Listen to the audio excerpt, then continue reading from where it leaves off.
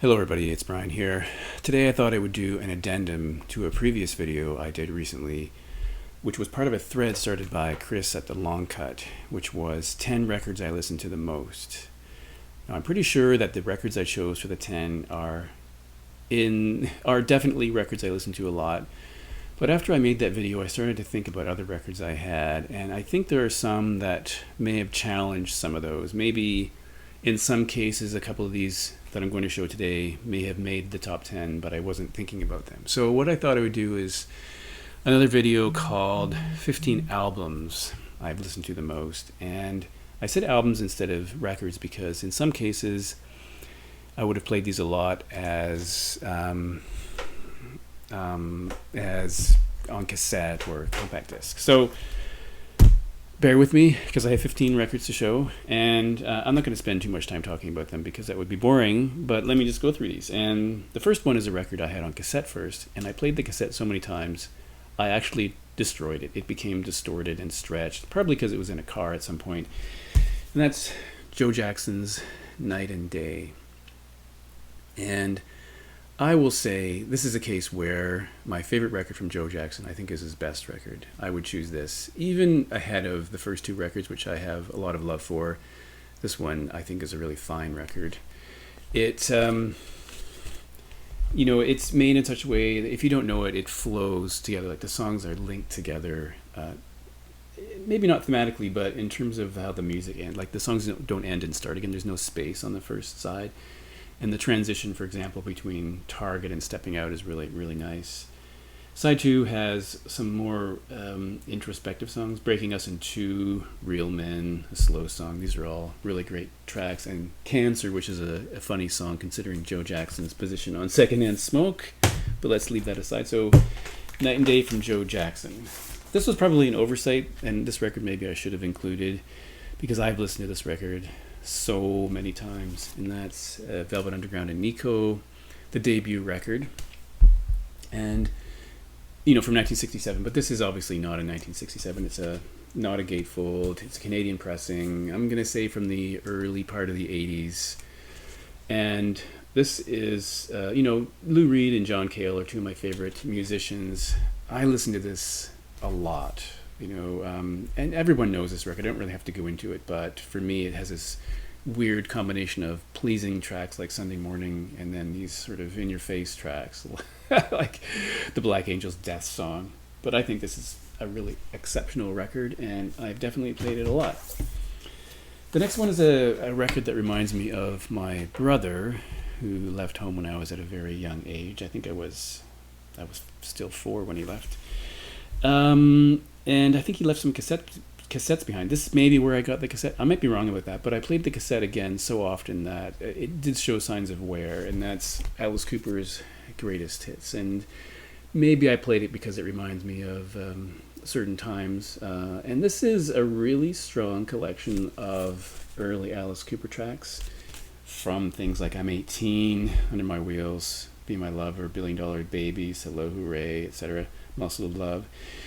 And I will say, the only track I don't like on this, but used to like, is School's Out. I think that's, I hate to use the word infantile, but it's kind of a stupid song.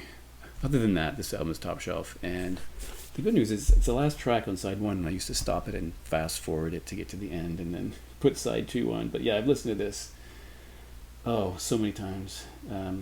Just a really good compilation.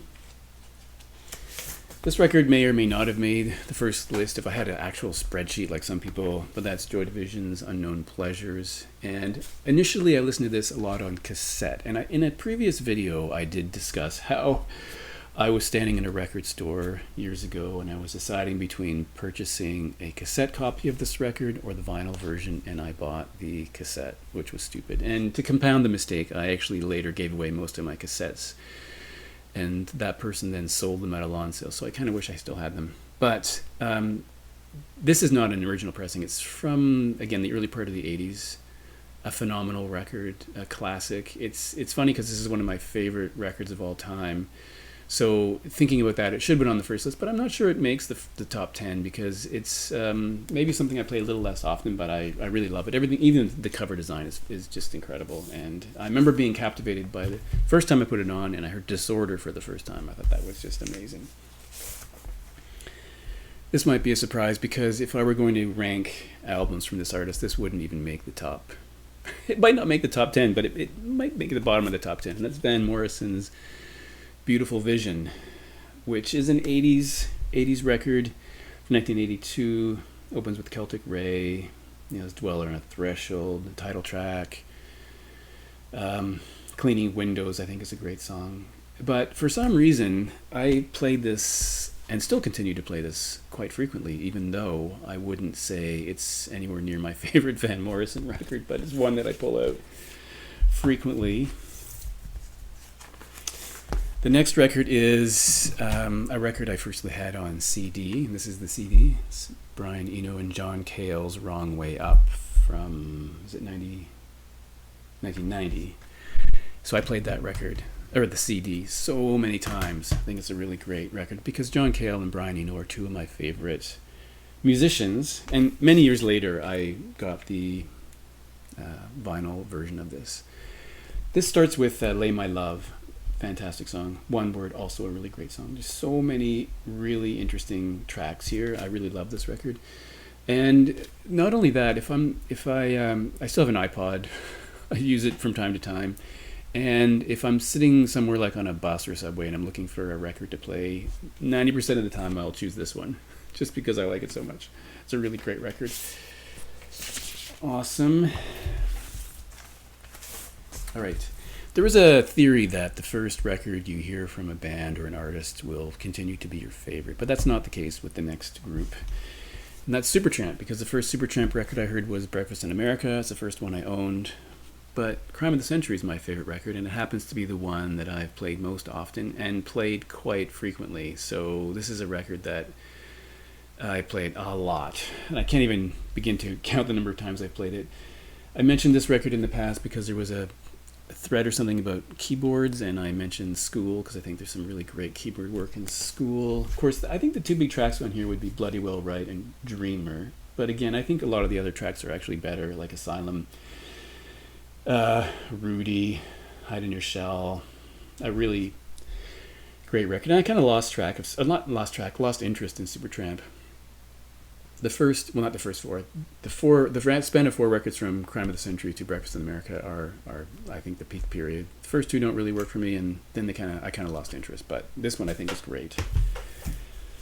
In the sort of category of bands where you love them, that's kind of a weird thing to say. This is a band where if I were to choose the favorite record from this band, this would not, again, make the top 5, and that's the Stranglers' Oral Sculpture. I really love the early Stranglers, the debut, Black and White, Raven, all those, No More Heroes. Those are all really awesome records. But this record, for some reason, is one I have played and continue to play more frequently. It's that period where they switched from the more punk, the keyboard-driven punk stuff, to a new wavy, possibly pop sound. This came out in 1985, and it was followed by an even perhaps poppier record. But there's some really great tracks on here. Skin Deep, for one, No Mercy, Under the Name of Spain. I think this is a really interesting record, and probably wouldn't even make my top 5 or 6 Stranglers records, but I just played it a lot. Here we have a record which I first had on CD, an album on CD, and that's The Hold Steady, Boys and Girls in America, one of my favorite bands. And this is another one of those albums I would take in the car with me. If I was driving, anywhere, this would come with me. Even though my favorite Hold Steady record is Separation Sunday. I've played that one a lot too, but I played this one more, and I'm not really quite sure why. Many years later, I got this anniversary edition, which has a bonus record, 2 extra sides of bonus items, some demos and some B-sides. But this record, I just think is a really fun record. It starts with Stuck Between Stations. There's a video for Chips Ahoy somewhere on the internet. Hot Soft Light. I mean, there's so many great songs. Massive Nights, Chill Out Tent, Southtown Girls. This is maybe the one you should get first if you're interested in the Hold Steady. I recommend Boys and Girls in America. The next one is a record that I associate with summer. For me, when summer starts, I put on this record, or the CD, I have both, because I think this is the quintessential summer record, and it's from Haircut 100. This is Pelican West from 1982. There's the band there. And unfortunately, Nick Hayward left the band. He had some sort of, I think it was described as being a nervous breakdown. He left the band. But they've reformed, and I think they're playing concerts now. But after he left, they recorded the second record, which I've never heard, so I don't know if it's any good. It's got a wacky cover, but, you know, I think if you know one track, it's Love Plus One, which I think is a really good song, but I don't think it's that much better than anything else. The rest of the album is just, there's so many great songs on here. And I think it's just, it plays like a greatest hits record for me. It's phenomenal. And maybe he couldn't follow this up. Maybe that's why he left. He couldn't do something as good. But that is a summer record. I always think of sitting around the pool, having cocktails or something like that. Now, the next one is probably a record that should have been on the first list, but I talk about this record all the time, so maybe I subconsciously left it off, and that is The Clash, London Calling. This record gets top marks for me, first from the album design, that call back to Elvis, but also that beautiful, that's an epic photograph on the cover there. I think it's really impressive. It's the flip side. Now, the first track I heard on here was Stand By Me, Train in Vain, right? Train in Vain. And it's the one that's not listed on the jacket. And then I listened to the record and realized that every other song is better than that one, or so it seemed to me. You have some references to, you know, reggae and other kinds of music. I think this is just a brilliant, not quite change of direction, but this is sort of, the band really matured with this record, and I think this is the high mark for them and a favorite record of mine. And you know, this I also remember from this record is when I used to make cassette tapes of my records, so I wouldn't play them very frequently. I'd preserve them, so the cassette I played over and over again in this little boombox I had, which was kind of cool. So I played that a lot. This is a favorite from the university days, Soul Mining, from a record I played again quite a lot. This is a Canadian pressing, so it does have Perfect on here. In the CD copy I have, I was dismayed to find that Matt Johnson put a different mix of that song, a different recording really. It doesn't really work for me, and because I think he distanced himself from that song. I guess he didn't like it anymore, and so he changed the version. But this record also has my favorite, the song, which is Giant, which I think is an epic track. I keep saying epic, but this was an important record, and I played it a lot, from 1983. Okay, almost to the end. Next one is something I had on CD first. This is Morrissey's Bone of Drag, and this is another CD I would take on car trips, no matter where I was going. So I listened to that a lot, and of course it was many years later when I was able to get this version of Bone of Drag, which is good because it has the fourth side is bonus tracks. So this, if you don't know Bone of Drag, it collects a lot of singles that were released in between his LPs, so things that didn't appear on records, plus some singles from those records. And this, as I mentioned, has some extra tracks too. So the last of the famous International Playboys, Ouija Board, some B-sides as well. This is a really strong collection. A good place to start if you are not sure if you like Morrissey after the Smiths. This would be a good one because I think it's a really great compilation. And finally, something I have on CD here is John Cale's The Island Years, which includes Fear, Slow Dazzle, and Helen of Troy. They're all compiled onto this. I have those records on vinyl, but this particular collection, again, it's one of those car trip CDs. I would take this in a car. If I was driving more than 45 minutes, this would come with me.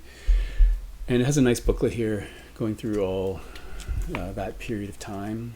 And it's a double CD with this fold-out case. This would be, if you don't know anything about John Cale and you wanted to get into John Cale or think about getting into John Cale, I recommend this CD. I don't know how much it is these days or if it's even in print, but these three records are almost perfect. They're just fantastic records. So that would be a constant companion in the car.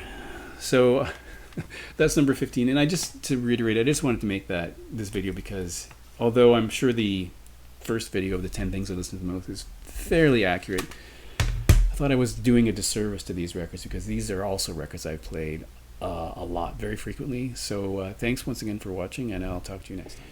And if you were watching closely, you would have noticed that I only showed 14 items because I accidentally skipped over one, and that is David Bowie's Outside, which I originally had on CD, or have on CD, which is a great record. And then many years later, here is the vinyl version. So what might surprise people is that I think this is my favorite Bowie record, and it's one that I played more than any other Bowie record in my collection, and I do have them all, so that's a bit strange. But I always loved this record. It's a concept record.